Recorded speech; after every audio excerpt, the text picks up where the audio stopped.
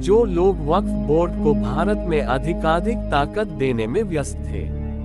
उन लोगों को पड़ोसी बांग्लादेश में चल रही एक उल्टी प्रक्रिया पर ध्यान देने की फुर्सत न थी कि जिसमें एक वेस्टेड प्रॉपर्टी एक्ट के माध्यम से राज्य किसी भी नागरिक को शत्रु घोषित कर उसकी संपत्ति स्वयं में वेष्टित कर लेता था।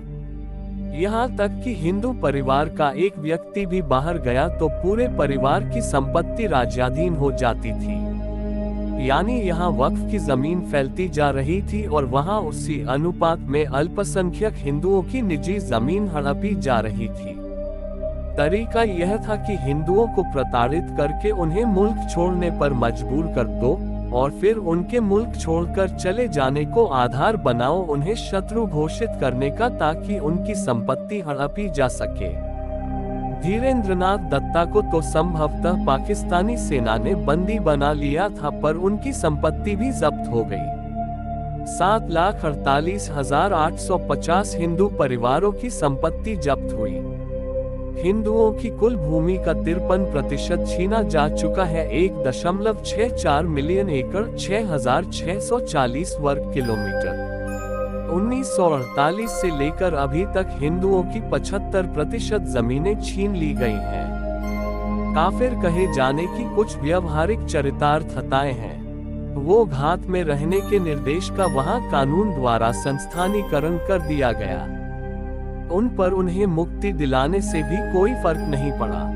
जिन रजाकारों ने उनकी बहु बेटियों के साथ बलात्कार किए, वे शत्रु घोषित नहीं हुए। हिंदू ही विधिवत शत्रु उद्घोषित होते रहे। प्रकरण दर प्रकरण कौन कहता है कि डलहौजी की हड़प नीति समाप्त हो गई थी। हम आज बड़े उत्तेजित हुए जा रहे हैं, पर यह सब तो बांग्लादेश के गठन के बाद से ही शुरू हो गया था।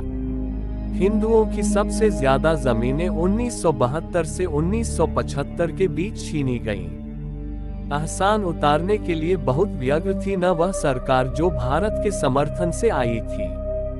फिर एक दूसरा बड़ा दौर 1976-80 के बीच आया, जब बेगम खालिदा जिया सत्ता में आई। भारत और दुनिया का मीडिया कहां सो रहा था जब यह सब हो रहा था। वाम तो वाम, दक्षिण को भी अता पता न था। इन जमीनों का सबसे ज्यादा लाभ अवामी पार्टी को मिला 44.2%। दूसरे नंबर पर बांग्लादेश नेशनलिस्ट पार्टी है, जिसे इसकी 31.7% भूमि कब्जाया। हमारे यहाँ राज्य तो वक्फ बोर्ड को वह ताकत दे रहा था कि जिसमें हिंदू शत्रु समझे जाएं। आज कितने ही हिंदुओं की जमीन पर वक्फ ने अपना दावा ठोक रखा है।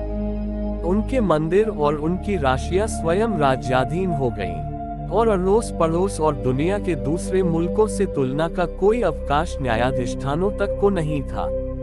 सनातन बोर्ड नहीं बना, चर्च बोर्ड नहीं बना, जैन बोर्ड नहीं बना, उनके लिए कोई कानून तक नहीं बन पाया। आज भी राज्याधीन मंदिरों की सुरक्षा के लिए कोई कानून नहीं है। एक चीज है जो मनोविश्लेषण में थानाटोस कहलाती है, डेथ विश, मरने की इच्छा। यह भारत की बहुसंख्यकता को परिभाषित करने वाली चीज है।